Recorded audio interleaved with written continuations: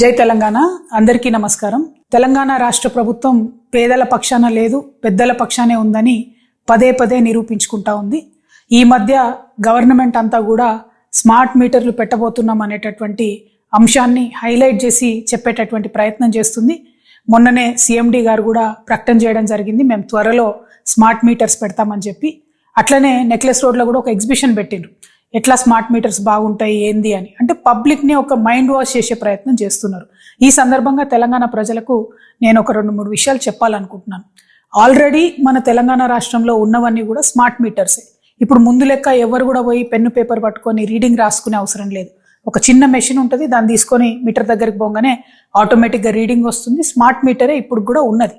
కానీ ఇప్పుడు వీళ్ళు ప్రపోజ్ చేసేటటువంటి కొత్త మీటర్ ఏంటంటే, ఏదైతే రైతులు ఢిల్లీ సింగ్ బార్డర్ దగ్గర ఉద్యమం చేస్తే నల్ల చట్టాలు తొలగించిండ్రో, ఆ నల్ల చట్టాల్లో భాగంగా అదానీ వాళ్ళ కంపెనీకి సంబంధించి మీటర్లు ఏవైతే వ్యవసాయానికి పెట్టాలనుకున్నారో, ఇప్పుడు కొత్తగా కేంద్ర ప్రభుత్వం ఒక కొత్త పథకం తీసుకొచ్చింది. దాన్ని రాష్ట్ర ప్రభుత్వం సంతకం పెట్టి ఒప్పుకొని ఇవాళ కొత్త స్మార్ట్ మీటర్లు పెట్టాలనుకుంటుంది. మరి కొత్త స్మార్ట్ మీటర్లు పెడితే నష్టమేంది అంటే, ఇవి మన సెల్ ఫోన్ ఎట్లయితే మనం మొదలే ఒక 1000 రూపాయలు, 500, 100 రూపాయలు పెట్టి ప్రీపెయిడ్ ఎట్లా చేసుకుంటామో అట్లా ప్రీపెయిడ్ స్మార్ట్ మీటర్లు పెట్టాలనుకుంటున్నారు. సరే, మొన్న మనందరం కూడా ఈఆర్సీలో గొడవ చేస్తే వ్యవసాయానికి పెట్టమని చెప్పిండ్రు.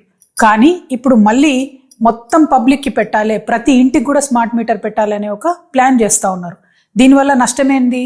ఆల్రెడీ ఉత్తరప్రదేశ్లో ఈ ఎక్స్పెరిమెంట్ అయితే మొత్తం ప్రతి ఇంట్లోంచి మీటర్లు పీక్కొచ్చి ఎలక్ట్రిసిటీ ఆఫీసులలో మీటర్లు వేసి వెళ్ళిపోతున్నటువంటి పరిస్థితి ఉన్నది. మన దగ్గర కూడా క్రితం ప్రభుత్వంలో తెలంగాణలో గవర్నమెంట్ ఆఫీసుల్లో ఈ ప్రీపెయిడ్ స్మార్ట్ మీటర్ పెడితే సడన్గా అర్ధరాత్రి లేకపోతే ఏ టెలికాన్ఫరెన్స్ అవుతున్నప్పుడు కరెంట్ పోతుంది. ఎందుకంటే 100 రూపాయలకు మీరు ఛార్జ్ చేస్తే 100 రూపాయల యూనిట్స్ కాగానే ఆ కరెంట్ ఆగిపోవడం అనేది జరుగుతుంది. సో ఇమాజిన్ చేయండి ఒక్కసారి, ఇవే మీటర్లు మన ఇళ్లల్లో పెడితే మరి గవర్నమెంట్ ఇస్తా అన్న ఫ్రీ సబ్సిడీ 200 యూనిట్ల పరిస్థితి ఏమవుతుంది?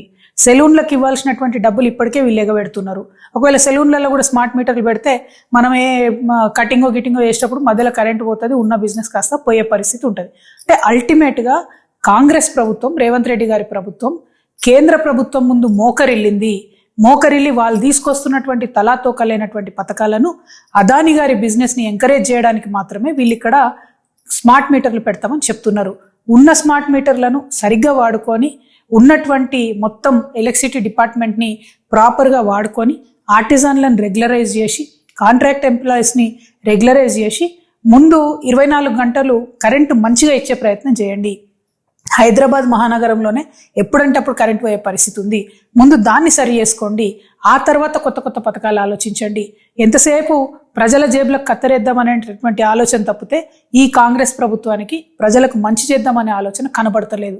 కాబట్టి తెలంగాణ రక్షణ సేన నుండి మేము ఈ కొత్త స్మార్ట్ మీటర్లు పెట్టేటటువంటి పథకాన్ని తీవ్రంగా వ్యతిరేకిస్తున్నాం. దీనివల్ల మీరు ఇస్తున్నటువంటి ఎస్సీ ఎస్టీలకు అట్లనే సెలూన్లకు సబ్సిడీ ఎత్తేయాలనేటటువంటి ఆలోచన చేస్తున్నట్టుగా కనబడుతుంది. దీన్ని మేము జరగనివ్వము, దీన్ని మేము తీవ్రంగా వ్యతిరేకిస్తున్నాము. Thank you. జై తెలంగాణ.